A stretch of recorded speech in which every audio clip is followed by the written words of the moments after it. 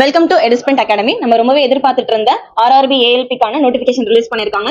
So நம்ம YouTube சேனல்ல அதுக்கான நோட்டிபிகேஷன் வீடியோஸ் அண்ட் தென் எப்படி அப்ளை ஆன்லைன் அப்ளிகேஷன் வீடியோஸ்மே வந்து டீடைலா கொடுத்திருக்கோம். ஸோ இன்கேஸ் உங்களுக்கு ஏதாவது டவுட்ஸ் இருந்துச்சு அப்படின்னா கீழே கமெண்ட் வந்து பண்ணுங்க, ஓகேவா?